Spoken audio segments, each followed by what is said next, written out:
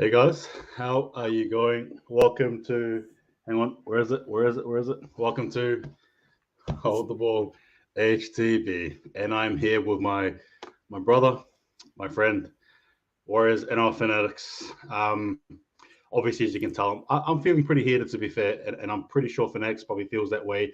A lot of things are brewing, a lot of questions are there. But before we get into it, just give yourself a bit of an introduction, man, before we get straight into the round one matches and then dive straight into the Warriors news, unfortunately. Yeah, well, I'm Warriors NRL Fanatics. For those of you who don't know, I do a lot of Warriors content. I do NRL tips weekly on the YouTube channel as well. So, yeah, if you haven't heard of me before, go and check out my YouTube channel. And I'm looking forward to this discussion today. A bit of a downfall with the news in regards to injuries, which we'll probably talk about and mention later on in the live stream. But thanks to Hold the Ball for having me on, and I'm looking forward to getting stuck into the discussion tonight. No, you're more than welcome. Thank you. And for those of you guys who are here, feel free to discuss, to comment and stuff. But like I said, we're going to go through the games that was first, and then, like I said, we'll go into the Warriors, and then we'll go straight into what's been happening there. So again, bear with us as we take it round by round. So again, welcome. Hope you guys are well, and it's great that you are here with us. I'm just going to quickly go. So it says the Twins are. CJ Moxie says, "Hey lads, all right, awesome, welcome, guys." So the first game saw Panthers against Manly. Now, what were your thoughts before the game? And what the game? Well, before this game, I gave Manly a massive chance in this. I know Penrith Panthers were at home and that, and with Tommy Tupovic, I was expecting a lot of Manly, and going into this game, it was. I think Manly were favourites during this game. Actually, they were favourites going into this game, and the scoreline. I was not expecting the scoreline, but I was expecting Penrith to play well still, nonetheless. 28 points to 6. Big victory for Penrith without Nathan Cleary. That's a danger to the NRL competition that they did this all without Nathan Cleary. They had a few question marks going into this game, of course, because Nathan Cleary wasn't there, but Sean O'Sullivan stepped up. He had a great game. He played well. He likes James Fisher-Harris as well, and, Coruscant and all those players that stepped up and did their role very well. So, bit surprised by the scoreline of 28 points to 6. I thought this would be a lot closer. I thought Manly was going to win. I tipped Manly to win. What do I know? Just me having a guess and thinking that was going to happen. But Penrith, full credit to them. They played very well. And, it was a big win for them. First up at home in the first game of the season as the NRL premiers. So, it was a good performance by Penrith. Yeah, look, I like yourself, was very happy to jump on that Manly wagon. I was actually very surprised at how they nullified Tom Trbojevic. Now, to me personally, Tom Trbojevic is one of the key attackers in the game, full stop. As a fullback anyway, he's absolutely hard to contain, and yet the Penrith Panthers were all over him. He offered nothing in that game. And it sort of makes you wonder, that's why Manly, in my opinion, as strong as they are, that's why they can't quite grind it with the big boys. Because when push comes to shove against the big boys, they always usually on the back foot. That was my thoughts there. And you mentioned that, well, there was no Nathan Cleary and there was no Warriors there. There's Sean O'Sullivan who jumped in. Almost looked like him too when the angles were there, the camera angles with the haircut and all. But look, it was just an absolute ferocious display, man. I mean, claws and all. There was just no match there. And I think Manly, in my opinion, look, obviously it's just one game, but in terms of what you expect of him, my expectations probably dropped just a little bit. But that's probably the summation there. I'm going to quickly read some comments as well. Panthers are good. Awesome. And then you have the stating the other. I'm sure all us Warriors fans had a thought in the back of the head when we signed Shaun Johnson. Yeah, I'll get to that stuff there. Again, guys, I will get to that stuff there for sure. But again, kudos Manly. Very strong, very powerful. What do you do? All right, so game number 2 saw the Raiders take on the Sharks in a game that I think many tipsters probably would have went with the Sharks there. I went the Raiders. I was, the HTV guarantee You got to follow it. You got to believe in it. The HTB guarantee always comes through. But what were your thoughts on that game, man? Raiders, Sharks. Well, the Raiders, they started off the game very well. They got off to a good lead. The Sharks, very disappointing. I thought the Sharks were a little bit disappointing. The combination of Moylan and Nico Hines, I thought, weren't really gelling at the start of the game. And in the second half, the Sharks made a game out of it. They made a little bit of a comeback. But, when I started to see them make a comeback, my thoughts were, are the Canberra Raiders going to fade again like they usually do? That the Canberra Faders, as everyone has known them for last year, because they clock off quite a lot of games. And I was thinking to myself, is this going to happen again? Because when the Sharks had a field goal, they got a field goal, they got to the lead, and I'm thinking the Sharks might go on and win this, actually. And boy, I was wrong. The Raiders got a try. They got back in front, and, they put that, to bed in regards to, the old cliche around them fading in games. So, yeah, good win for the Canberra Raiders. First up, Brad, the halfback there played pretty well for Canberra, and Jack Wyden was outstanding as well for his 200th game. So, got to say, massive congratulations to Jack Wyden on his 200th NRL game, which was a great achievement. And, he played very well. He scored a try. I think it was his best game in a long time as well for the Raiders. So, Jack Wyden was outstanding for the Raiders. And, the Raiders picked up everything at home against the Sharks. Yeah, look, that player you're mentioning, that's Schneider. His last name is Schneider. Yeah, I agree. He played a good game. Apparently, he has COVID, though. He's just tested positive for COVID today. So wishing him all the best there as he isolates. Look, not taking anything away from the Sharks, but I think they sort of found their combination late in the game. We got to remember, quite literally in the dying seconds of the game, the Sharks could have won it had it not been for that tenacious defense of the Canberra Raiders, what we're used to seeing from them. Nico Hines, I thought, played well. Moylan came into his own. Even the forwards there for the Sharks too were strong. But again, the Raiders at home, there's a lot to play for. Let's not joke ourselves here. Ricky Stewart has a lot on his mind, I reckon, with the boys. But it was a great game nonetheless. And again, Raiders taking the cookies, the Milos, and the biscuits all in one. So well done. Kudos to there. All right. Game number three there saw the mighty Broncos take on the heart of Sydney. Who knows? Anyway, South Sydney, the Rabbitohs. I was a joke there. I just realized there's a joke there. But it was a good contested game. I actually took the Broncos. I just had this feeling that at home, the Broncos were going to pull something out. They're not here to joke around. They've got ambitions. What are your thoughts on the game overall? Yeah, well, another tip that I've got completely wrong. So I've started off the tipping round off to a shocker, absolute shocker. 0 from 3 to start the round for me.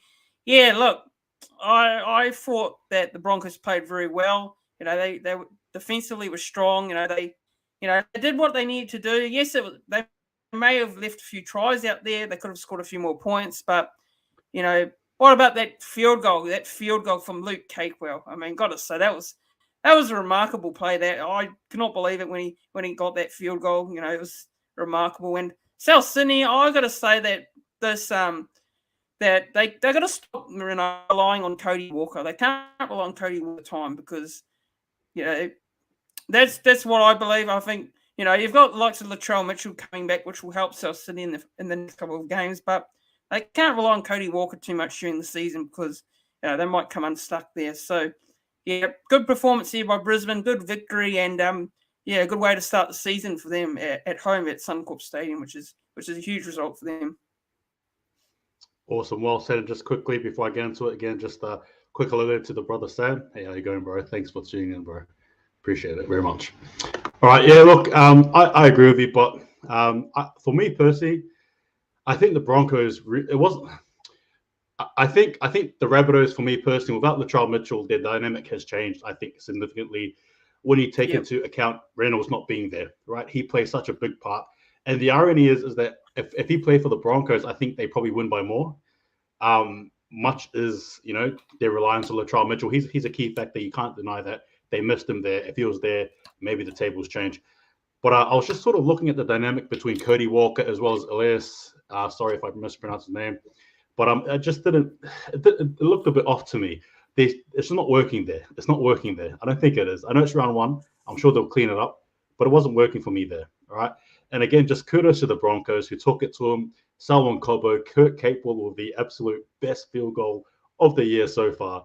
It was good to see, obviously, him coming from Penrith, that championship experience. It's in his DNA. But our Broncos played so well, from Albert Kelly to Isako to Kotoni Staggs to Payne Haas. Payne Haas, everyone knows how much I love Payne Haas, but that was a good game. And the Broncos victorious in a very gritty game there. I think they've got more to show, but we'll have to wait and see. The next game, now this game here, I tipped the Roosters here. I was so hacked off of this game, bro. Like the Broncos just looked off, man. Like, the Roosters looked off. Sorry, the Roosters just looked way off. What were your thoughts on this game, man? Give me your thoughts, man. Well, yeah, look, I think Newcastle, they came with a lot of intent. They came there, we're the massive underdogs. No one's giving us a chance at all. And I wasn't giving them a chance at all, to be completely honest. I thought the Roosters would win it by last points.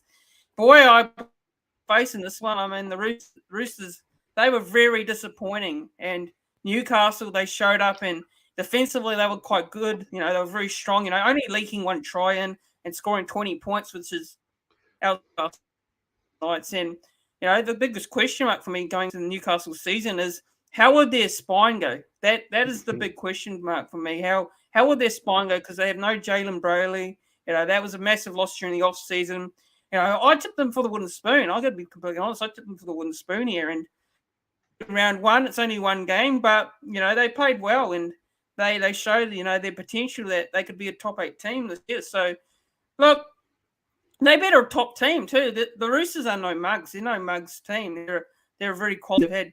They got Sam Walker. They've got some quality players in their lineups. So yeah, I think with the Roosters, it was a very disappointing performance from them. But Newcastle, full credit to them. They played very well, and they got the 2 points at the SCG. And I believe it's their first win over the Roosters in a long time too. So it's been a while since the measure of the Sydney Roosters. So it's great to break a bit of a hoodoo there for Roosters against Roosters. For the Newcastle Knights to break a hoodoo against the Roosters. So yeah, I mean, good victory for them. So yeah, a big massive congratulations to Newcastle Knights, and yeah, it's a good win for them to start the season. Well said there, Fanatics. And CJ Moxley said he loved this game. I bet he does, and I bet he did. Yeah, look, just to go off that game, I just thought there was just two different teams there. But Jacko made a good point there. The Roosters do tend to lose their first games. I don't know why. Maybe we should have played. Maybe the Warriors should have played the Roosters, so we can give us a bit of win. You know what I mean? Anyway, I'll blame the NRL. But look, with this game here, the thing I noted though was just how intense the Knights were, and we questioned their spine as we do, but their forwards were the answer. Their forwards were the answer we should be looking for. You know what I mean? It's not even about their spine. It's stuff that their forwards were the answer. Kalen Pong as well came into his own. Again, that's why I don't take trial matches seriously. That's why I never look at trial matches and calculate them for anything. They're not worth anything, not worth a dime. When it matters is round one, and Kalen Pong came out of his shell, and he was just excellent. He was superb. He played so well, ran some good lines, set up some good tries. Just remarkable stuff. And just the Roosters, their forwards, particularly Jared Waerea-Hargreaves and Sosiua Taukeiaho, I just felt like they were actually hindering the Roosters, dare I say it. But again, it's just one game. It's one game. We should all relax. Winning or losing, it's one game. But still, good signs there for the Knights. And definitely back to the draw board for the Dragons. Robinson was not happy in the press conference. You could tell he was not happy at all. No. So sucks to be a Roosters player. I do not want to be part of that conversation there. All right. So we go into this game here. The Tigers against the Storm. 16 points to 26. Everybody tipped the Storm. I'm sure 98% of you guys tipped the Storm. There's no way you tipped the Tigers. But in the first half, it was looking a bit crazy. What are your thoughts on the game? Yeah, well, to be honest, I really didn't watch this game in full. I just only saw the highlights for this one. But, it looked like the Tigers, they had a good start. They started off pretty well. They were giving Melbourne a run for their own money there at Combank Stadium there, which is, which is the stadium where the Eels play. And it was a home game for the Tigers, really, to be honest. So Look, I think the Tigers, they probably missed an opportunity here, I think, in my personal opinion, because, Melbourne Storm, I think, they had a lot of injuries in this game. Lots of Smith got injured as well. And, you're thinking, the Tigers have a chance to get the victory, get the result. And look, Melbourne, like they typically do, they come back into it. Craig Bellamy probably had a big, massive spray at them at halftime. And, likes of Jerome Hughes had a massive impact. He scored that try that got them into the game. I think it got them into the lead as well. Correct me if I'm wrong in the live chat there. But, yeah, I got to say, missed opportunity for the West Tigers here. I think it's a massive missed opportunity. I know they weren't favourites in this game, but, I think they kind of missed the trick here. They started off well and, they let Melbourne back in. And you can't let Melbourne Storm back in the game. So, yeah, I think Melbourne, they get away with this one and they keep their remarkable record in round one alive. They haven't lost the round one game since 2002. That is remarkable. It's a crazy record. I'm not a big Melbourne fan. I personally am not a big fan of them, but full credit when it's credit is due. And Melbourne Storm, they keep that record alive of being unbeaten in round one games since 2002. Yeah, they get away with this one in the end. Yeah, look, just simply put, stuff the Storm, Matrix. Look, it was a good game. The Tigers did well to show a bit of heart and grit. It's actually kudos to them because they really gave it to them. Obviously, the Storm, the professional outfit that they are, whether you hate them or love them or hate them again, they're always going to come through. Jerome Hughes in the second half was pivotal, vital, and he came through and showed why he is a great player and why the Storm are a team to still not be messed with. It was great to see Xavier Coates there playing well alongside Tangent with Olam as well. Unlucky though about Welch as well as George Jennings, those injuries there. I'm sure I speak for you fanatics. I might even let you have a bit of a go here too. But my thoughts, obviously, and prayers too to Welch and Jennings as they've got to deal with these injuries, which will sideline them for quite some time. Actually, Welch I think is aiming to come back late into the rounds. We're talking about round 20, 21, 22, like, August sometime. So, again, it's just painful stuff, man. But what are your thoughts on the injuries there? What are your thoughts on the injuries? Yeah, look, you never want to see injuries to a team in particular or a player in particular because, look, even if you don't like a team, even if you like the song, bad on other players is just not good. So, yeah, look, Christian Walsh, he said some very good words there, in regards to, I look at it from a different perspective. There's other people out there who've lost their homes due to floods and, there's people getting COVID and, there's a COVID situation and, he said it very well. He said it very well. So, yeah, thoughts and speed recovery to Christian Walsh and, as well. So, is it George Jennings as well got an injury? Is that right? Correct. ACL, I believe, yes.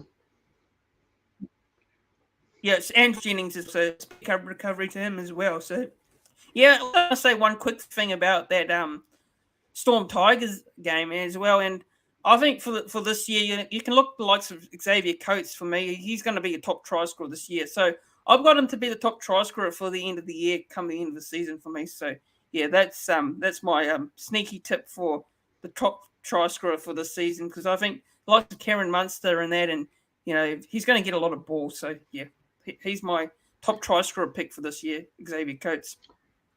Awesome. All right, that's enough of that Storm talk there, man. Okay. Eels versus Titans. So This game here was quite controversial, depending on what side of the coin you're on. I guess this is probably perspective. So I'm not taking anything away from the Eels, but do you think that the Titans were dealt some harsh cards, particularly near the end of the game? Well, to be completely honest, I did watch this game, yes, but I didn't see where all the controversy comments were coming from.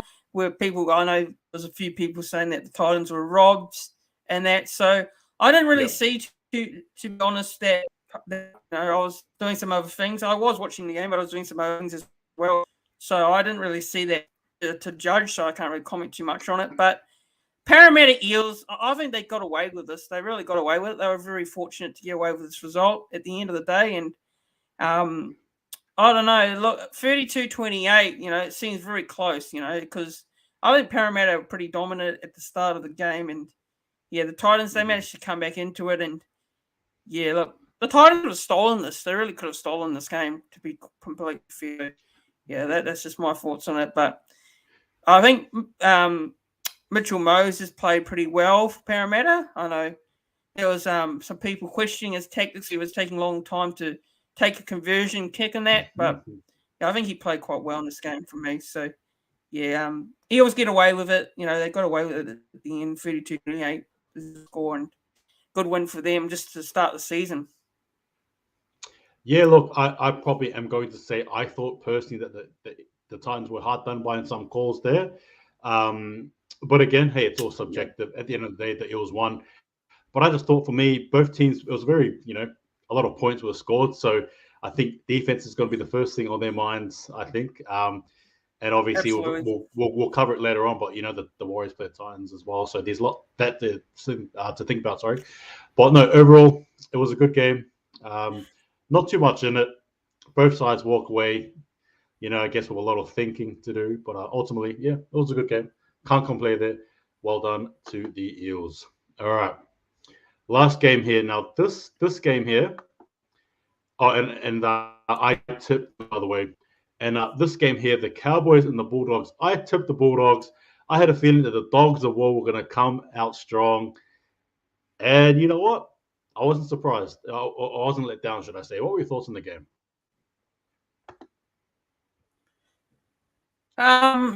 Look, another game which I probably didn't really watch in full. So I can only go on what I saw on highlights here. But the Cowboys, gosh, again, Todd Payton's not using his key player very well, in particular, and that is Jason Taumalolo. I don't think he's using him well, and he didn't use him well in this game at all too as well. So Cowboys, this was the game that really they should have won. It was at home. They had to win this game, personally, from my point of view, and they lost. Was it 6 points to 4? It was a very close, low-scoring game, and look, they'll be disappointed with this result. To be honest, they'll be completely disappointed. Yeah, yep, I agree. Look, the only time Payton ever uses Taumalolo correctly is when they play the Warriors, man. I'm telling you, that's the only time he ever uses him to his best capability. Is whenever they play the Warriors. Stuff you, Payton, bro. Stuff you. Honestly, it's the only time he ever uses them correctly. All jokes aside, good game. It was a good game for the purists. If you like that sort of slow, methodical, slow game, this was for you. But for the general populace, it wasn't a great game to watch. I personally thought I was seeing the last two teams slug it out. Personally, I thought I was seeing whoever. That's basically your wooden spoon is slugging it out. Big call earlier on, but that's what I think anyway. But Curtis, well, in saying that, I think. Yeah, Carol, you're good. Oh no, sorry about that. No, like I said, I think for both these teams, they'll need to step up and show a bit more. I mean, look, it wasn't a pretty game. It wasn't a pretty game at all, to be fair. And I think the Cowboys and Bulldogs get out of this game as not too much, that they need to improve. The Bulldogs won. I don't think you can, get out too much out of this game personally from the Cowboys' point of view and the Bulldogs' point of view as well. I think both teams know that they need to step up and be a lot better, because come up against the top teams like Penrith, and the Roosters, and I know Roosters had a very bad loss the other day against the Knights, but it seems to be up there at the end of the year. So Cowboys, Bulldogs, they need to step up and improve and show a little bit more. Always they'll come up against top teams. The top teams will just walk all over them. So look, that's all. Yeah, in person, my point. Yeah, no, well said in there, and good work, Josh Odekar. Let's trot, brah. Let's trot. Yeah. Let's trot. All right. So now, guys, we come into the main event of the evening. Standing in the red corner, injured, bashed up, and with a huge loss to start is the Warriors. I don't really know how to sort of go about this. So what we're going to be doing is talking about the game that was, and then we're going to be going player by player, sort of reading out their stats, going from there. All right, so the Warriors took on the Dragons, and we lost 16 points to 28. Just give me your brief sort of off-the-hip thought on that game. Well, I've got to say it was very disappointing. The Warriors started very slowly during the game.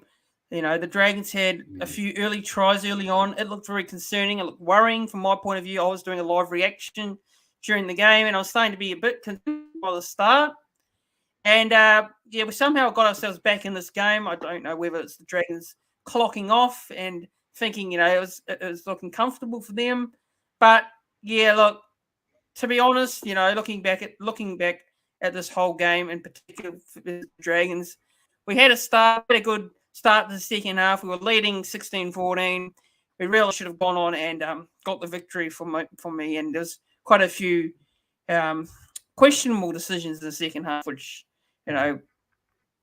just lost us the game, and a few mistakes there and there. So mistakes, and mistakes. That is the only way I can sum up this game. That is what cost us the game in the end, and a few penalties. The penalty count was very high as well. So, yeah, that was a disappointing thing on this game, actually. Yeah. This game was disappointing because, before kickoff, You're always pretty confident about your team. Everyone is, right? My team can beat your team. It's a normal sort of thought there. And then kickoff happened, and then 80 minutes went past, and I was doing it live as well, much like yourself, Fanatics, and I was left there literally with my hands on my head, frustrated, angry, annoyed, upset, looking down the barrel of potentially another quote-unquote Warriors typical season. I was fuming. I don't really know what to say in that game. There was a lot of errors, but the point for me I want to make, and we spoke about this before we went live, Fanatics, was it's not the fact that we made errors. It's not the fact that the Warriors made errors that's the issue, because teams do. Yeah. But it's the fact that when the Warriors make errors, and it usually allows the opposition to score tries, right? That was probably the most frustrating part of it. Was just that. Yeah. Absolutely. Yeah. Look, I'm not happy. We start the campaign off with no win. The Dragons take the 2 points, and a lot has happened since. What we're going to be doing now is we're going to be going through the player stats. So the segment here called the player stats, we'll be talking about players individually, talking about their stats briefly, and then obviously we'll go into the big news as well, as you guys know about, which I'm not looking forward to talking about. So we have CHT there. Did you want to rattle it off for next? So CHT, 106 running meters, 3 tackle breaks, six tackles, 3 misses, and 2 errors there for Shaun Harris-Tavita in that fullback role. Yeah. What are your thoughts on him overall?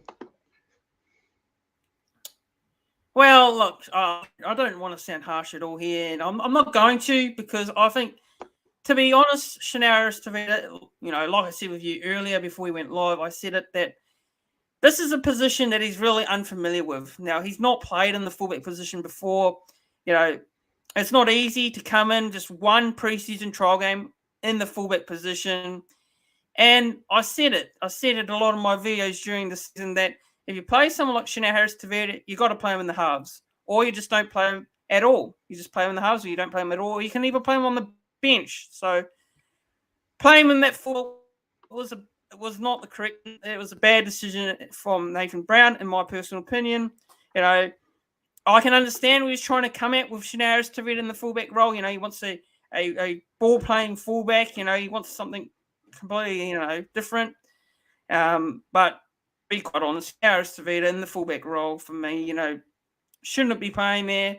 He should be a half, or he should be on the bench. That's the way I see it personally from my point of view. But I don't think he had a bad game. I don't think it was terrible, but obviously it's hard. It's just hard to play in that position. Yeah.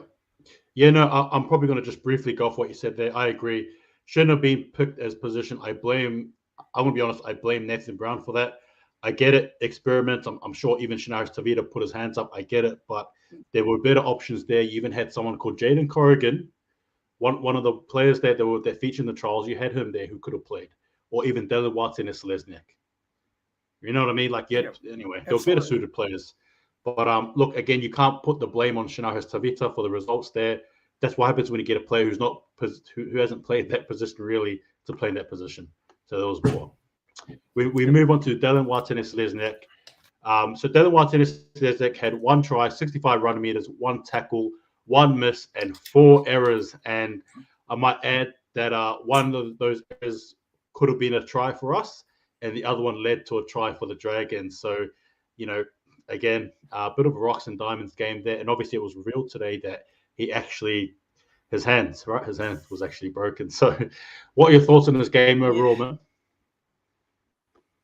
Well, look, I said he had I said he had a solid game, without being too flash. Now I completely understand now why that was the case. Now that injuries definitely played a part in the game.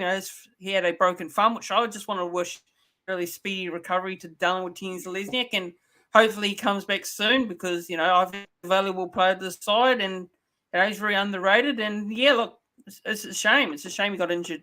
But you also got to say that he was courageous to play forwards with that injury. So yeah, look, yeah, in terms of this game, I think he was solid, but yeah, not unfortunately couldn't make the impact that he wanted to make because he was injured. He had that thumb injury. So yeah. Yeah, look, well said. And just going on Jacko's comment here, can someone tell me why we signed a fullback, Corrigan, yet didn't use him when we knew Walsh was out months ago? Plenty of time to get out to speed, etc. Yeah, I agree. And again, I sort of look, again, obviously the Dragons play well. I'm not taking anything away from there. But you need to give your team the best advantage. Using Shinaha Tavita as your fullback is not giving your team an advantage at all. If anything, it hinders us. And it was quite clear that in patches of the game, it was hindering us. End of story. Then once it toughed it out, couldn't ask. Yeah, I agree. He well, but unfortunately, it's still lost there, and those that did hurt us, to be honest. All right, Vailea, the talk of the town. Do you want to go off the stats, man, and just give me a quick, brief thoughts on him? Well, so Vailea, 59 running meters, 1 tackle break, 10 tackles, 3 misses, and 1 error.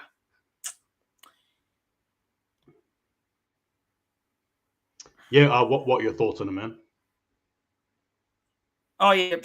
So sorry about that. Yeah, yep. So look, Vailea, look, he's a very young player. He hasn't played too much first grade for the Warriors and in the NRL in general. So I don't want to be critical. I don't want to be hypercritical of Vailea. He's very young. He also picked up an injury as well. Another injury news, unfortunately. Hopefully he has a speedy recovery as well. But in terms of this game, look, I would say probably not his greatest game, to be honest. It wasn't his greatest game. There's a couple of times where defensively he was a little bit, found out for me. But, I can't really put the blame on him. I'm not going to put the blame on him solely for the result because I don't think it is his fault at all, to be honest. He's only young and he's only playing, he's only playing because, Nathan Brown has trust in him. So, yeah, look, that's my thoughts on Vailea's performance against the Dragons. Yeah, look, I'm just going to say it simply. I was not a fan at all. While they're granted, like you said, he's young, he's inexperienced. It is what it is. He had Moses Sully against him, man. Moses Sully was running through him all day, man. He was outpowering him, outrunning him, out everything. He was Moses Sully is a menace. Played well against Vailea there. Look, granted, like you said, he's young, so I'm sure he'll learn from this. But he has an MCL injury, and I had this feeling that when he kicked the ball, and I just didn't think it was the right option. Like you had Ben Hunt who was diving at his legs or about to, or near him anyway, and then he decides to kick the ball. Like, why would you do that? Like, why would you kick the ball if somebody's near your legs? Like, at that point, it's not even the tackler's fault, which it wasn't. He did get penalized, by the way. Ben Hunt didn't get penalized for tackling his legs because he was so close to his legs that the ref, there's no point. Like, it's not the tackler's fault at that stage. It's your own fault if you snap your legs. That's it. So, fair call there. But Anyway, he's going to be out for the foreseeable future. I think about 4 weeks or less, hopefully. Yep. But yeah. No, Karen, you're up. Yep. Yeah, just one more thing. I just want to add on Vailea. And look, after he comes back from his injury, I think he should play a bit of Queensland Cup for the Dolphins. I think give him some time then in Queensland Cup. Don't rush him back into the first grade side after an injury. I don't want to see him rush back in and then his confidence might be shattered. After an injury. I just want to see him get time, in Queensland Cup, because Queensland Cup is starting this week. I believe the Dolphins are playing their first game of the season. So, yeah, look, once Vailea comes back from injury, I think you've got to play him in the Dolphins. See how he goes there. If he plays well and impresses, then maybe he'll come back into the first grade side for me. So that's just what I believe. Awesome. No, well said. It is what it is. It's great to go there, and hopefully he does. It'll improve his game. Yep. Rocco Berry, the man of the hour. I love Rocco Berry. He's the future of this club in the centres position. I can't speak highly of him. I'm sure Fanatics feels the same. We both praise this guy up. An absolute superstar in the making. Did you want to rattle off his stats, Fanatics, and then just give us a brief thought on how we played?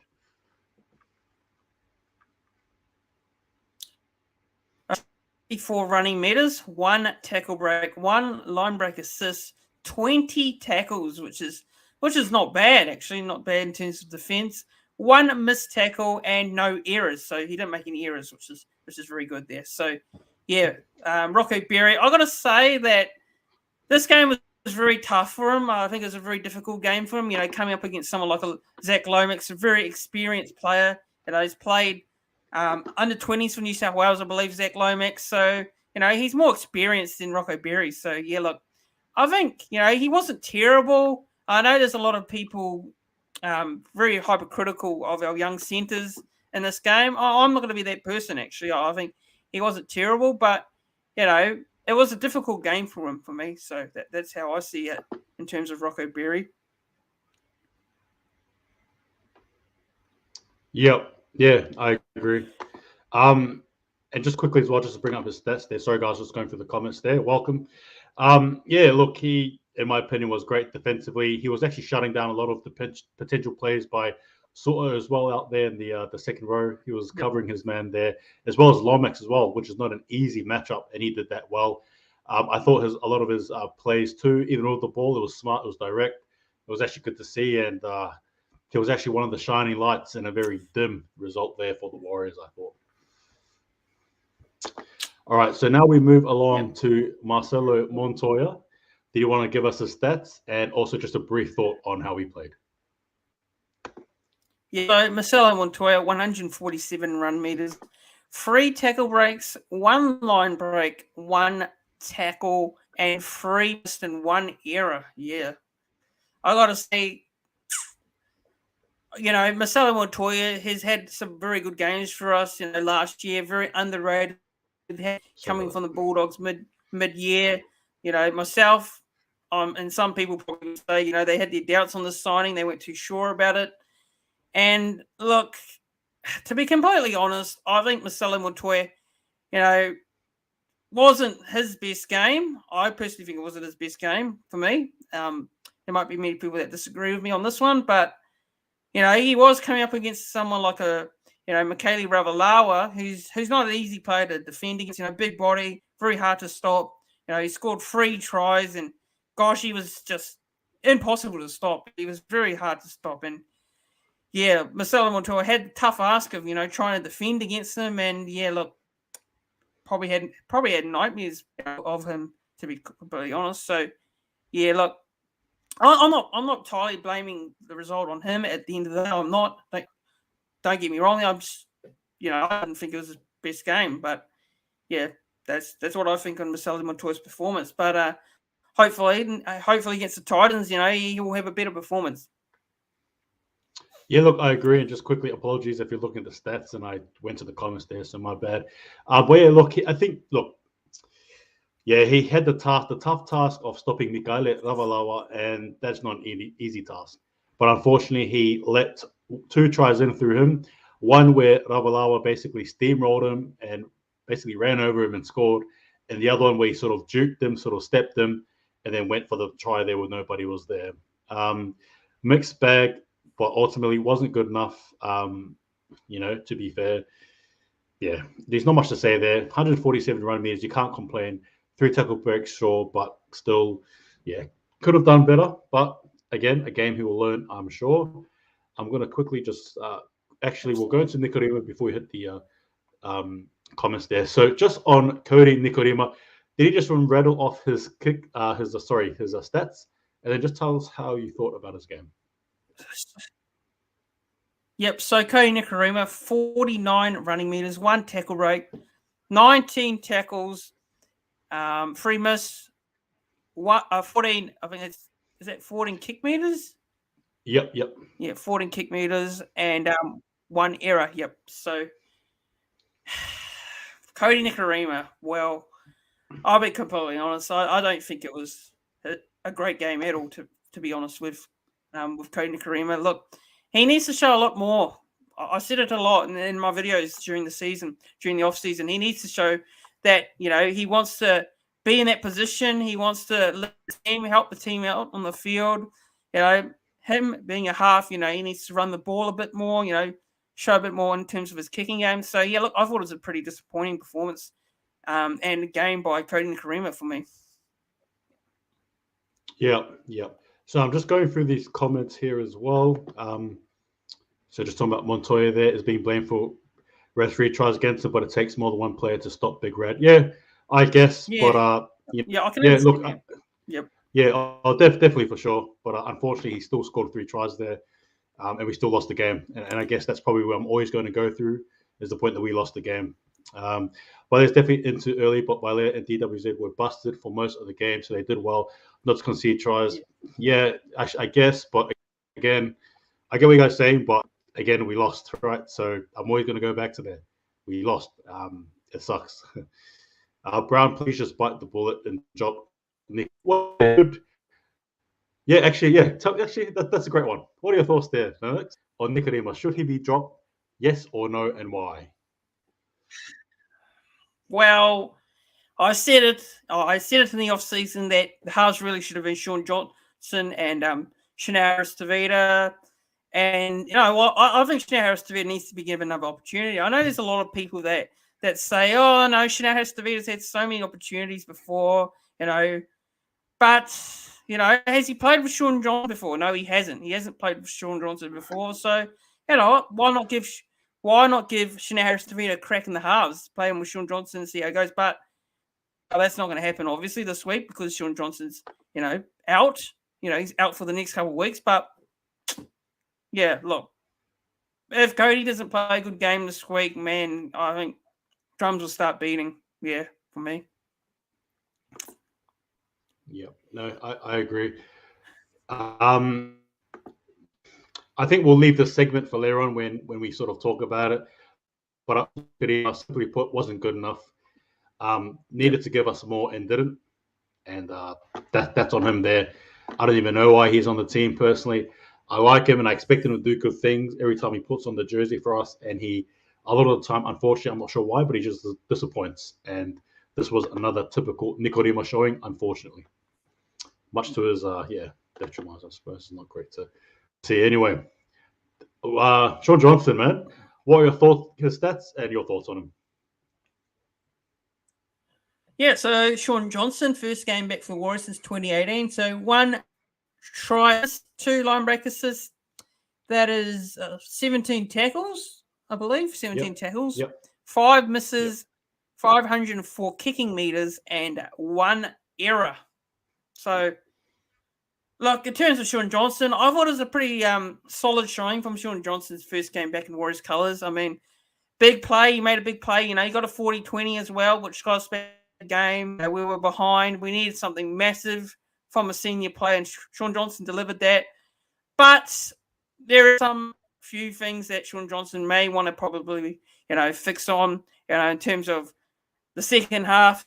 I thought was a little bit, questionable at times. There's a few times where he was kicking for bombs and, it wasn't working. And I'm thinking to myself, why is he doing that?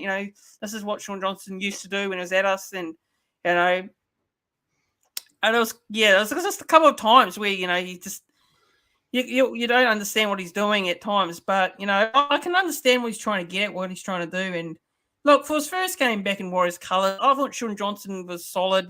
Showing he'll get better for the run. If he gets a few more games under his belt, I think he'll be a lot more solid. It didn't help that he didn't have a preseason trial to work off. He was rested in the first game. He didn't play in the first game. Second trial game was called off. I'm not saying this is an excuse at all, but yeah, look, I think it's just a solid showing for Shaun Johnson at the end of the day. Yeah, look, I agree. I'm going to say the same thing. I thought it was solid. You can't expect much from somebody, who just put on that jersey. Not the first time, but you get what I mean. He's played for us for the first time in many years, in a few years. I thought he was all right. Sure, one error there, but his kicking was superb. That long drop kick as well. Is that the longest drop kick ever? I don't know, but it was quite long. He did well. Again, 1 try assist, 2 line break assists. He played his part. Can't complain there. All right. Eden for All Black moving to the forwards now. 63 minutes, 151 run meters, 66 post-contact meters. We love post-contact meters. 30 tackles plus 4 misses and 1 error. Just quickly as well there, I'll go with him. I didn't mind the way he played. Again, granted, he needed his other brother there, that is Matt Lodge, who will be returning, thankfully. I thought he played solid. And for his minutes there, Brownie was saying that he apparently played a bit longer than he usually does. So I'm sure Adam All Blake was playing a lot of that game there, fatigued. But he gave us his best there. And there was that hit up where he broke through the line and kept on running like a rhino, which was so good to see. That's what you can expect from someone like him. And as the captain of the team too, look, I don't know what other people's thoughts are, but personally for me, I think he should be the captain full stop, even until he gets back. I know Toy's named the captain, but yeah, anyway, that's my thoughts there. But what are your thoughts on Adam All Blake before we shift on to Egan? Yeah, I think Adam Blake for me had a good game. I think he played very well. His stats there read not too bad there, and post contact meters, and I thought Adam Blake was pretty good in the 4-pack for me. So yeah, pretty good showing there for Adam Blake in his first game of the season. Yep, well said there. And I'm just going to read through the comments there, just quickly. Bear with me. Adam All Blake is a beast. Great player. Yep, we agree there. Absolutely, we agree. All right. Now, moving along. Absolutely. Wade Egan. What are your thoughts on him and the stats as well?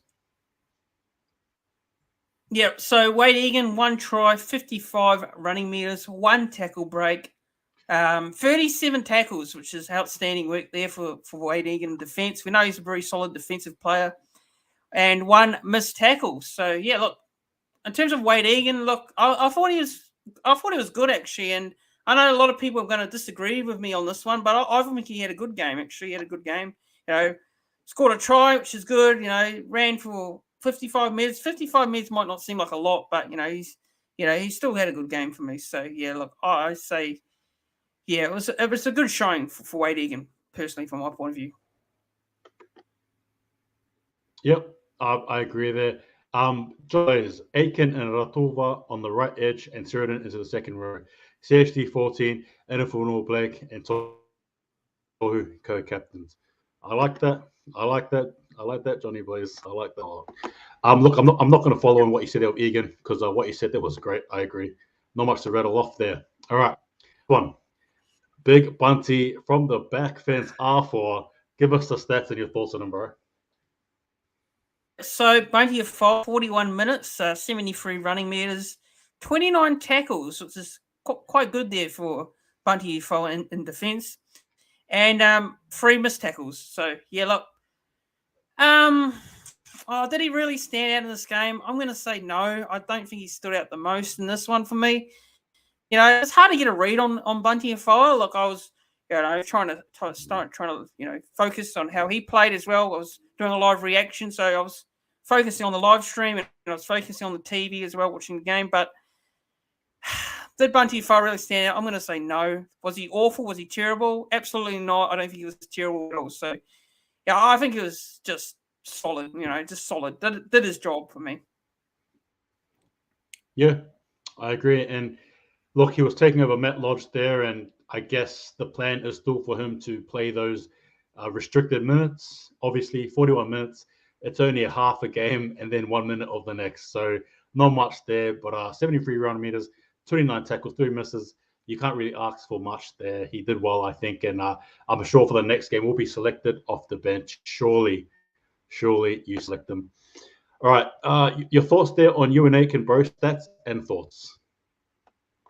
Yeah, Ewan Aitken. So 80 minutes. He played a full 80 minutes, which is great there. 104 running meters, 4 tackle breaks, 40 tackle and miss, no errors. It's got to say, based on that, Ewan Aitken had a good performance. He did very well in the second row, and I've always been a big fan of Ewan Aitken as a centre. I wasn't too sure how to go in the second row. He's done well there. He's played there a lot last season. Played in the second row. He's played in the centres, and he hasn't disappointed. So I think he played very well in this game in that position. Yeah. Just going through the comments here, except for the pass to Vailea on the last, again, that's his fault, not Vailea's. Yep. Hey, fair enough for sure. I'm sure people look differently, but yeah, that's a good head for sure. I agree there. Yep, that's understandable. Yeah. Jacko here. Compare Egan to the young and experienced Wishart filling in at Storm. Is like light and day. Egan just why did you bring that up? Why did you bring that up? I just realized, dude, that is insane. You just brought that up, and then my mind just exploded. Oh, well, Jacko here, you've just about stumped me there, man, for 6. But, oh, man, dude. Okay, okay. Yeah. Oh, no. Okay, we're going to move on to the next one. All right, okay. I don't agree with it, but fair enough. Elias, give us the stats and your thoughts on it, bro. Yeah, so Elias Katoa, 73 minutes, 1 try, 114 run meters, 3 tackle breaks, 1 line break, 31 tackles, 1 miss and 1 error. Look, I think Elias Katoa had a very mixed bag. I think he's really up and down in this game, if I'm completely honest. I mean, at the start of the game, he gave away a penalty, which wasn't really needed. Got it after that. We conceded a try after that set. It was pretty crucial mistake there from Elias Katoa. And yeah, look, he scored a try in this game as well. I know he scored a try and that, and yeah, look, I think it was an up and down performance. Yeah, look, he ran a solid line with Shaun Johnson. People may say he probably doesn't run his lines well. I thought he did okay. That one drop ball off the drop kick, in goal, wasn't great. That led to a try to Ravalawa in the first half. Overall, though, solid performance, something he can build on. Can't complain there. 3 tackle breaks, 1 line break, 31 tackles, 1 miss. He was working. He was busy, so can't really go off there too much. I'm just going to quickly get back to the comments. I will also make a comment of my own, so get a bit. But yeah, no, I thought he played. All right. So yeah, no, you're right, Jacko. It's just I'm not disagreeing with what Jacko said. For me personally, that comment he said about Wishart is just, yeah. Look, I don't want to compare too much on what Egan does or what Wishart does, but I will say though that Wishart is a great player and he's doing good things for the Storm. That's what I'm going to say. I'm not going to say any more than that. I'll just leave it at that. But yeah, when he said that, food for thought. New Tumba, 2 hipper. Hey man, Katoa has a great work rate, great effort, and he just knows how to kill it with 1 or 2 pull decisions. Yeah, that's right. And I think Fanatic said it well there. It was good and bad. It was, I think Fanatic will touch on it. Good and bad. Rocks and diamonds. It is what it is. Katoa still work in progress, but will become a weapon. Yeah, that's right. And we're seeing little segments of it for sure. Love the aggression Katoa brings in the season for sure. Absolutely. All right. So now we go into I was going to do the bench, but I think we'll skip it. Go straight hard hitting stuff. So we won't worry about the bench and their minutes. We'll leave that for next time. But we're going to go into this man here, Curran, and then we'll go to the news. Josh Curran, man, give me the stats and your thoughts on him. Off to you, my friend. Yep, Josh Curran, 66 minutes. 1 try assist, 107 meters, 1 tackle break, 1 line break, 40 tackles and only 1 miss and 0 errors. Outstanding, Josh Curran. Outstanding performance. You know, he's showing with last year in terms of form and performances. You know, he was one of our most improved players for me last year by far. And he's backed it up in the first game of the season in round 1 for a full game. And got to say, for me, Josh Curran was our best player on ground. That's what I believe. I think he was our best player on ground, and I thought he was my man of the match. So it's a great performance by Josh Curran, and he's a valuable part of the team. So I was very impressed by Josh Curran's performance against the Dragons on last Saturday. Yep, yeah, for sure. And to me, a future leader of the club. I see him as a future captain, someone who's committed to the club. You can't go wrong there, and puts his effort and again is a grinding player. In my opinion, was the best Warriors player on the day by far. I don't think anyone really came close. He was on a mission there, and he did it well. He executed it well, and it was actually really good to see there. Again, I did have some stats on the game there. Maybe you might want to sort of flick through them. I'm not sure, but yeah. So the possession was 23% Warriors, 50% Dragons. Not great when we needed the ball, but again, a lot of times we knocked it on or had some forward passes go over it. Completion rate was 69% to 78%. Give us your thoughts on our completion rate, man. Shake my head and say, gosh, that was shocking, wasn't it? It was shocking. It was terrible. We need to be a lot better with the ball. Not great at all, to be completely honest. 69%. You're not going to win a footy game with a completion rate of 69%. No, not at all. Run meters. So the Warriors had 1,295 compared to the Dragons 1,644. Do you reckon the run meters could have played a bit of a part in the way the game went? What are your thoughts? Yeah, you can tell. You can definitely tell in this game. You really can tell the running means difference. The Dragons. I think the Dragons were better in yardage.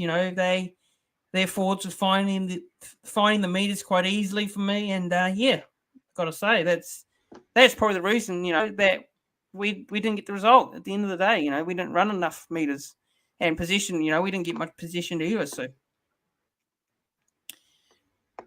yeah. I'm just flicking through the comments here. So we got Jacko here. Curran has me amazed, excellent performance. I really believe we had a dummy half. We need a quality dummy half. Amazing that the Storm may have maybe 3 hookers better than ours. It's painful, but I digress. New Tumba, 2 hipper. The only thing I don't like about Curran, he reminds you of Ryan Madison, concussion and injury prone. One knock and Curran usually doesn't come back. Yeah, I mean, we saw a bit of it last season, but in saying that, hopefully this time around he can, touch wood, stay fit, be healthy, because he is so pivotal to the Warriors season. It's not even kidding. We're not even kidding. We need Josh Curran in the team. Without him, I worry. Simple as that. All right. So we've talked about these things. Here we go. We're going to talk about this stuff here. We're going to get into it. So we have the segment here called hang on, bear with me again. Pop up. Warriors news. This is the real main event, right? So the Warriors, as it turns out, 3 of our players are injured. Dylan Watson, Lesniak, Williami Vailea, as well as the Honourable, the King, Shaun Johnson. What are your thoughts on the injuries? And please give me an in-depth analysis on the Shaun Johnson injury, context to the fact that we signed him, knowing that a lot of people were hesitant because he gets injured. There you go. Yeah, well, quickly, I'll give my thoughts on injuries in particular. Yeah, look, Dylan Lesniak broke his hand. Very unfortunate. He played on with it, and I do hope he has the recovery. As was Williami Vailea, he had a knee injury, I believe it was. I mean, it's unfortunate. He's young, and hopefully he'll come back and get better. Now, Shaun Johnson, the big one, the big news, the big you say the player that many people talk about as off-season comes. Is Shaun Johnson going to come into the season playing without an injury? That is the big talking point. It's a massive talking point. And look, as much as I hate to see this, I had a fear that this could happen, a massive fear, because we know that in his past history, with Shaun Johnson, injuries have been a bit of a worry. It's been a bit of concern. He had a lot of injuries at Cronulla as well. So Shaun Johnson, he's going to be. I believe it's a pectoral injury. Correct me if I'm wrong there. Pectoral injury, which is, he's going to be missing quite a few weeks. I think it's 4 weeks or something, 2 to 4 weeks or something like that. But it is a big blow. It's a massive blow for the Warriors, because Shaun Johnson's the leader. He brings a lot in terms of our kicking game. We saw that on the weekend. Shaun Johnson, when we were behind, let's be honest, if Shaun Johnson wasn't playing, we'd lose that by 40, 30 points. Completely fair. So, that's just what I think, personally from my view. But am I surprised by it? No, I'm absolutely not surprised by Shaun Johnson getting injured again, unfortunately, as much as I hate to say it. And now, talk is who's going to be the halves. And we've talked about it a lot in the off-season. The halves, who's going to be pairing Shaun Johnson? Who's it going to be? Is it going to be Ash Taylor? Is it going to be Cody Nikarima? Is it going to be Chanel Harris-Tavita? And now we're going back to this talk again of who's it going to be? Who's going to partner in halves this time instead of who's going to partner with Shaun Johnson? So, that'll be interesting. Tuesday afternoon, Teamless Tuesday. Who's going to be named in that position? For me, I don't know. I really can't answer that question because it's a difficult one to answer. So, look, I got to say, though, Shaun Johnson, it is 2 to 4 weeks. So, as long as it's not the season, that's the main thing. As long as he has a recovery process and, he gets back.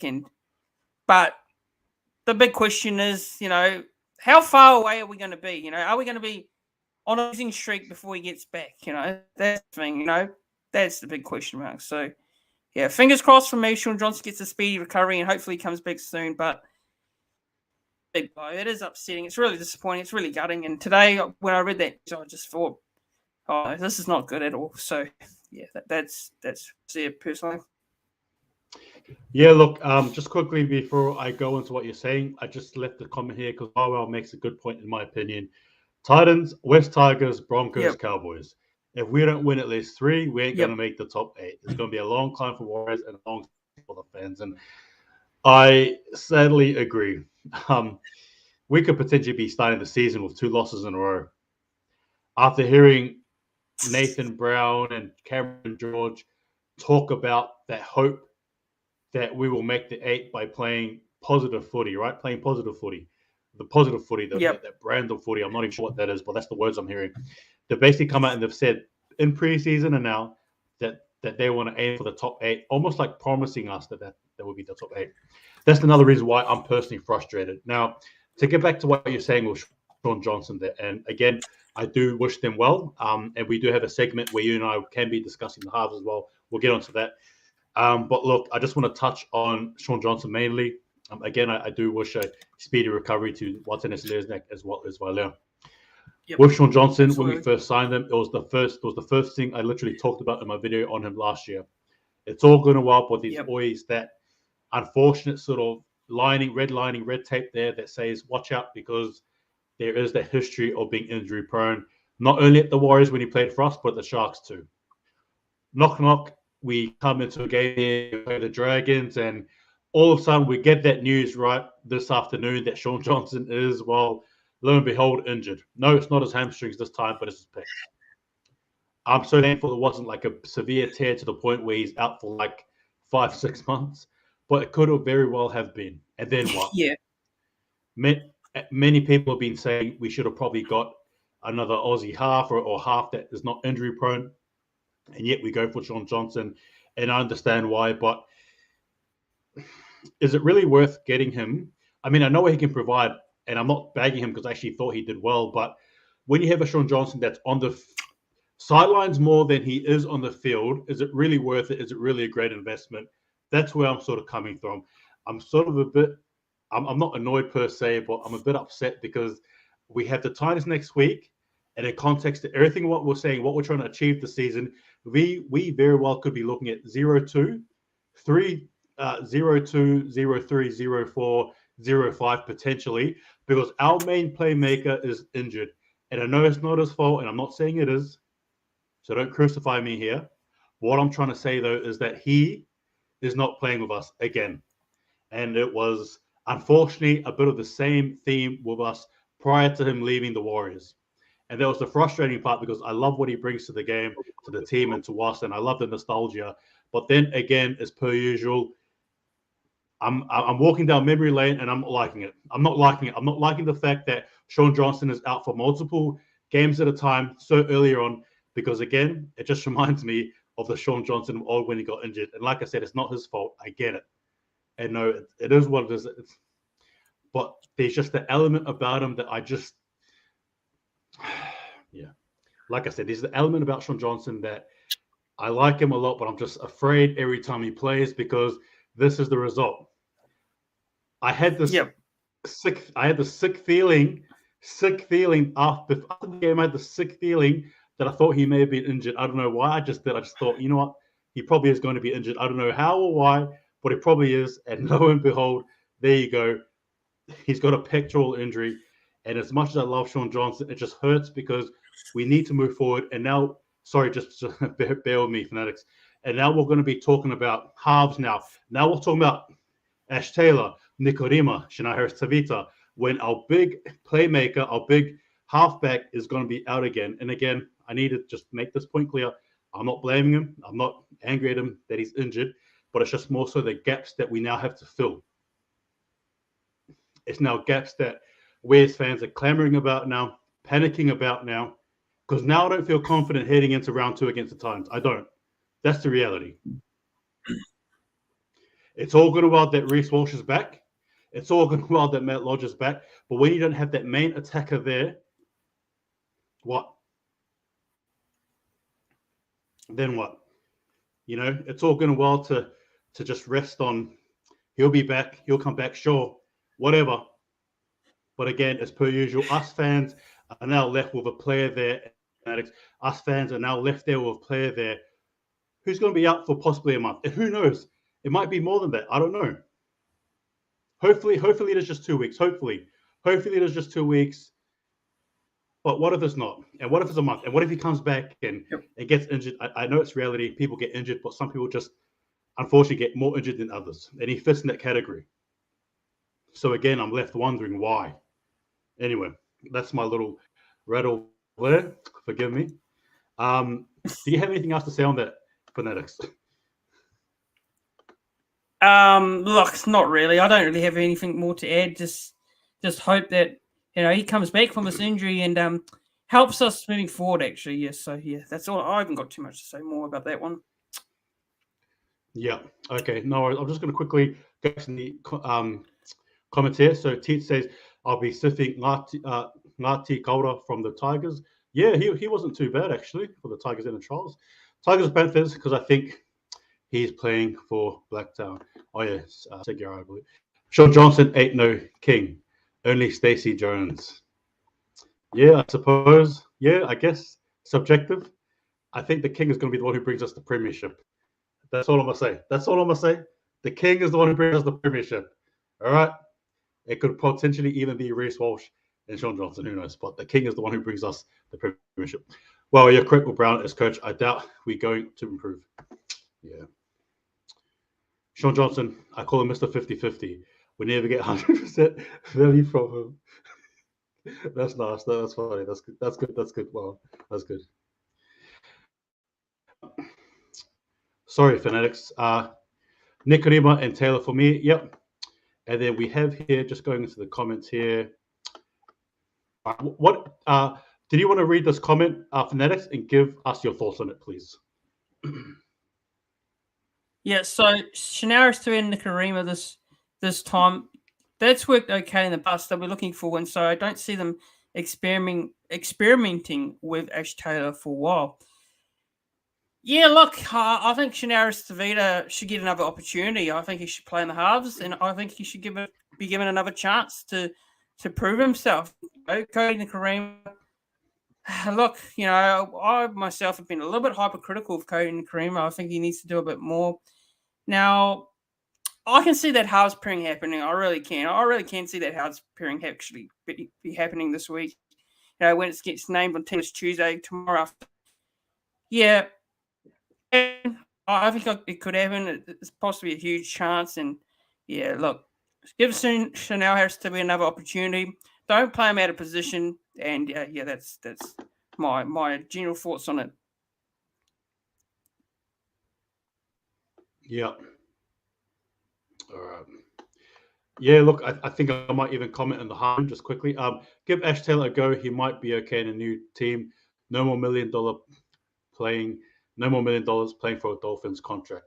I don't know. I think it seemed like Ash Taylor was keen to stick around. That's sort of like the vibe I got. All right, so the last sort of segment for today before we close shop, the halves. And I know you touched on it. I know on it.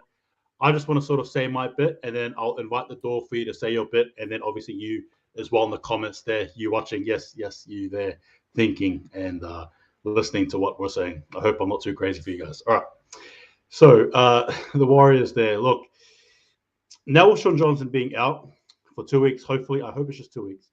There's a lot of questions there. Look, for me personally, I'm going to go with Ash Taylor, right? And I'm going to go Cody CHT. That's what I'm going to go for there. Ash Taylor as well as CHT. Now bear with me. Obviously, I know a lot of people here aren't big fans of him, but for me, I look at it in two ways. He's arguably the most experienced half we have. We talk about winning and all that stuff, but let's be fair, it's not like the Warriors have had the best winning percentage with CHT and Cody Nikorima. We've had a lot of losses with them playing than anything else. The secret weapon, I think, is Reece Walsh, but Reece Walsh does not want to be in the halves. He wants to be in the fullback, and I think he'll be a beautiful 5'8". He just has it. He would be a beautiful 5'8", but Walshy baby doesn't want it, so we got to listen to what he says. It's simple as that. I would have Ash Taylor for me at halfback, and I have CHT working tangent. Granted, again, I don't feel at all safe or secure saying those names. Even if you take Ash Taylor out and you just say Cody Nikorima and CHT, or you just say Cody Nikorima, and Ash Taylor, I don't feel safe either way or secure. Shaun Johnson's the only name that I feel safe in, and he's not playing, and now I'm just sort of all over the place. For tomorrow, I'm not surprised. Even if Brown names Ash Taylor or doesn't, it doesn't matter. It doesn't do my confidence any good. What are your thoughts on it? And if Ash Taylor was to be picked tomorrow, would you be against it or not? Yes or no, and why? Well, look, I have given my general thoughts on Ash Taylor. Look, I personally think that, he's coming to a club which is, he's under less pressure. He was on money at the time. Now, he's on a training trial. He was on a training trial contract with the Warriors, but now he's on a $4 contract. And look, in the first preseason trial game, watching him closely, I thought he was a little bit, undone. I didn't really see enough in him to prove that he can start in the halves for me. So that's my personal opinion on Ash Taylor. I've got nothing against the bloke. He's very young. He's got the talent. He's got the potential for sure. But if I was to pick halves pairing for me, I'd say Shanaris Tavita and probably Cody Nikorima. That's the way I would go personally from my point of view. Yep, look, I agree. Just quickly, hello, Ruin Hammer. Hope you guys are well, and thanks for tuning in. I appreciate it very much. Myself and Phoenix, thank you. And they've said here, Taylor is a little undone from the info I've got. Okay, fair enough. But for me, I still look. Yeah, I don't know. It's going to be interesting because wherever Brownie goes, I still personally don't feel secure. Honestly, I don't. If he chooses Ash Taylor, all jokes aside with my propaganda stuff, I still don't feel secure. If he picks Cody Nikorima and CH, we're experimenting with halves again. We're back where we started last year, the last place I wanted to go. Yet here we are, round 2, experimenting with halves again. Will it ever end? Fanatics, can you tell me, is this ever going to end?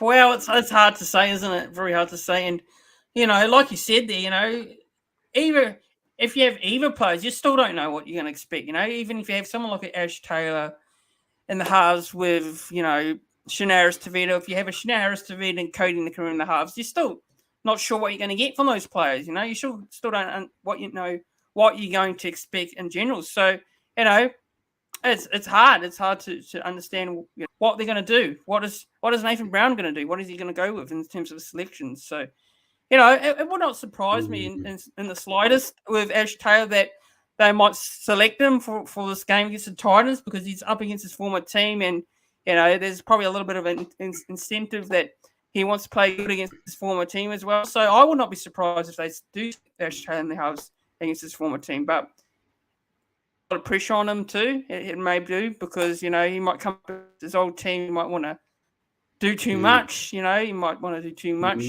Former team, he might want to make a statement. That's my only concerns with putting Ash Taylor in there against the Titans for me. That's why I'm concerned with the most. Yeah, no, I agree, and I guess it's interesting with what Ruin Hammer just said because it brings up a lot of variables, right? There's so many sides of the coin. You can look at this, whether he comes in ready prepared or goes the other way, gets a lot of pressure. Again, it's all up to Brownie, but like I said, I personally don't foresee Sakua anyway. It doesn't really matter who we pick. It just sucks that we're back here again. I wish Shaun Johnson didn't get injured. It really hurts us. It really does. Agree, HTB, Ash had experience, and we've seen enough of Cody, so let's see what Ash has. Yeah, look, agree. We'll see what happens there. And then we have over here New Tama Tuhipa. Adam Reynolds was on the market before. Didn't see any big money thrown at him. That's true. Brian's not going to drop Cody after one game, especially with Shaun Johnson out now. I think that's probably where you sort of sit, Fanatics. Yeah. I think I just don't see it happening personally. You know, there's a lot of people think Cody Nickera should be dropped. You know, he's not playing well. You know, I do agree that he's not playing well at the moment, but yeah, I just don't see him being dropped. I really don't see Nathan Brown going in there and swinging the axe on Cody Nickera after just one game. So, and with Shaun Johnson now out, that's probably just going to change it completely. Yeah. Look, Teamless Tuesday will be very interesting. I think. It'll be a good watch for sure. What are the odds on Brown and or Payne being shown door before the season? I'm not too sure. I don't know. But for me personally, you know, all jokes aside, it's the last thing we need. We need some stability at this club, honestly. I'm getting sort of sick of the same old, you know, what is it, coach roulette that we play? Can we please stick with a coach and just go through the rigmarole of being a Warriors franchise and just leave? Yeah, we'll see what happens. But now I'm not really calling for firing per se as much as I am. I'm just calling for a reality of some sort, just some consistency. So we'll see what happens. Sorry, guys. Nicodemus says she'll be halves. Yes, I agree. CHT and Shaun, as both Cody and Ash Taylor, might want to stay in Australia next year. Tipping it, I want to disagree there. I think Ash Taylor was keen to come over from what he said. Cody, though, I'm unsure. HTB, what do you think of Penrith's first game in the Warriors jersey? Yeah, look, for myself, I thought he played well. He definitely set the standard there when he played. He set the basic foundations there, and it was actually part of that try that led to Egan scoring because he, you know, had that big tackle there and then was sort of one of the runners with the ball. I personally like what he saw. I want to see more of him, though. I want to see more of Aaron Penne. I want to see more of him. That's where I'm at. What are your thoughts on that, Fanatics? Yeah, I reckon Aaron Penne had a pretty good game, played very well, came off the bench, added a lot of impact, you know, like I expected, you know, coming into this off-season with Aaron Penne, you know, he's a good player, came from the Melbourne Storm, and yeah, he showed great impact when he came on and helped the team along the way. So, yeah, I thought it was a good showing from Aaron Penne. Yeah, look, I agree. Just to read his stats here, 27 minutes, 69 run meters, 1 tackle break, 21 tackles and 1 miss for 27 minutes in his first time in the jersey, not even playing half an hour of league. It's a great thing. Again, a small sample, but a sample I want to see more of. I think he can deliver in spades, actually. His fitness was good, the way he played, and obviously, again, he's a tackle machine. Missing 1 tackle, just 1 in the space of 27 minutes. It's great. So, no, I'm pretty happy. He was one of the players I was looking forward to seeing, and I was actually pretty happy he put it off well. From the bench, anyway, he was definitely one of the better players. I'm going to quickly read through these comments here before we shut the lights.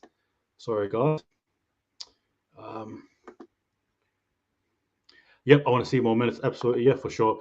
Yeah, Ben Murdoch-Masila, that was a very small amount of minutes he was given, and he was just playing a weird role. It was just I don't know what was going on there.